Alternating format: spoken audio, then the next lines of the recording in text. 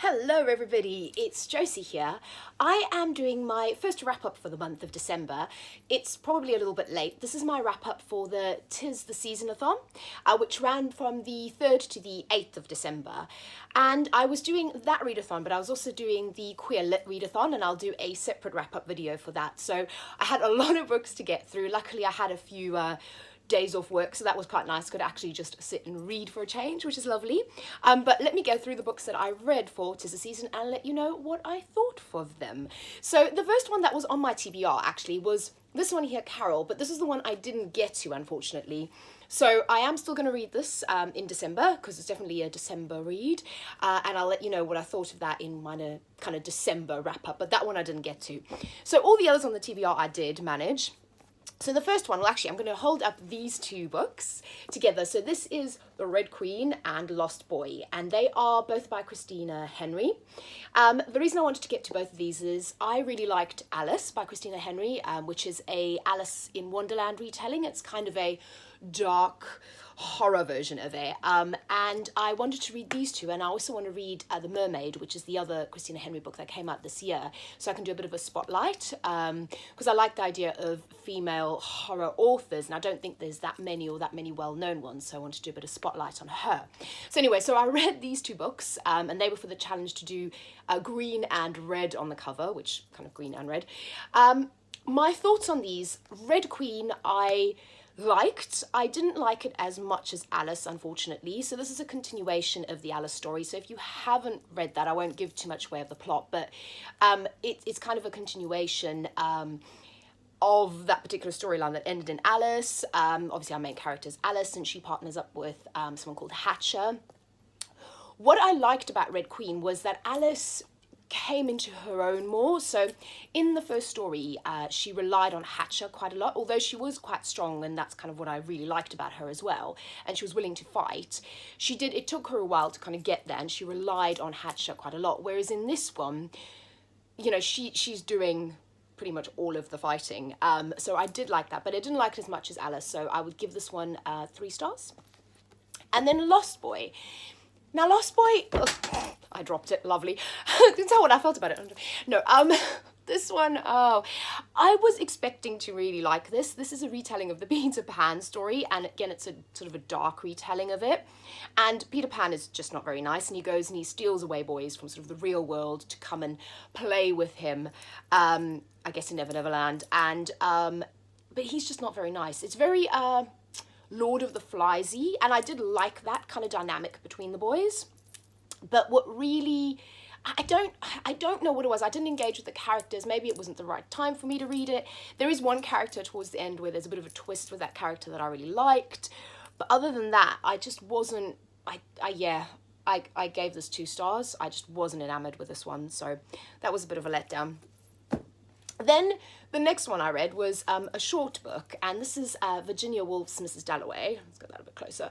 So Mrs. Dalloway is, The Hours is one of my all-time favourite books, and you may or may not know, The Hours is kind of based on Mrs. Dalloway, and actually one of the characters in The Hours is reading this book throughout that novel, and I love that novel, so I thought I really need to read Mrs. Dalloway. So Virginia Woolf, for me, I love Virginia Woolf as a person. I love her personal story. I love who she was. She's a real feminist icon for me, but I find her prose quite heavy and quite sticky to get through. And I found that with Orlando, and it's kind of no different with Mrs. Dalloway, although I think this one's more readable than Orlando is.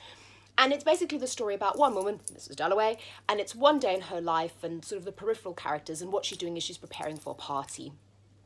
And obviously it's not bad. Virginia Woolf's writing is very good, but as a story, and maybe I'm a Philistine, but I much prefer The Hours. So I only gave this one sort of 3 stars, just for the kind of the quality of the writing and the idea, and then that idea sparking one of my favourite books. So yeah, that was that one.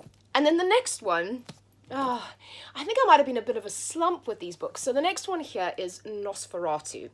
Now, I had high hopes for this. So I picked this as a seasonal read because it's set at Christmas, even though it's a horror.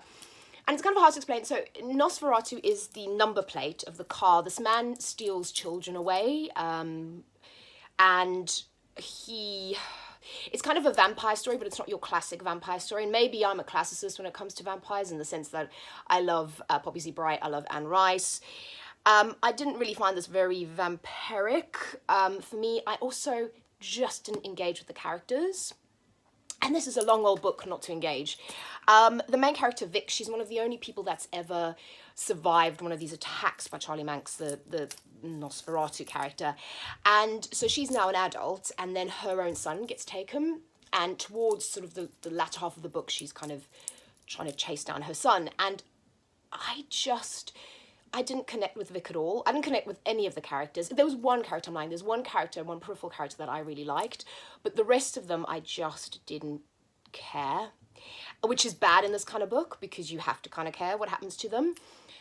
So I didn't care. So that really just didn't. The writing is okay. It's not bad. It's decent writing. It's good writing actually for horror, and I also didn't find it that scary. There are some really creepy moments. There's one in the morgue that's, but other than that, I was kind of left cold, no pun intended, and I still wouldn't put this in the fridge or the freezer. So this is a 2.5 for me, if 2.5.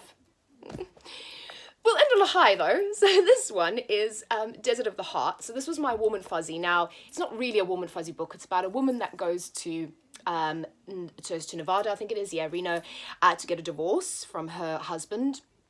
And she then meets a younger woman there and actually ends up falling in love with her. And it's a real like lesbian classic, and it's set in the sort of 50s, early 60s. The writing is very good. I really enjoyed it. It's obviously it's a bit like Carol. It's an older style lesbian novel, so there's not a lot of kind of action in this one, and the story focuses more on the characters and about your emotions, about coming to terms with who you are. It's not a happy, jolly kind of read, but it does have, I think, a nice ending. So I did like this one. I gave this one 4 stars. So this was definitely my highlight for the readathon. I enjoyed this, hanging on to this one. The other ones, unfortunately, weren't that great. But anyway, so that was my wrap up for this one. Merry Christmas. I've got my Christmas top on, my Christmas earrings on, if you can see those, and the tree. And I'll speak to you soon. I'll do my other wrap up. Have a good day. See you later. Bye-bye.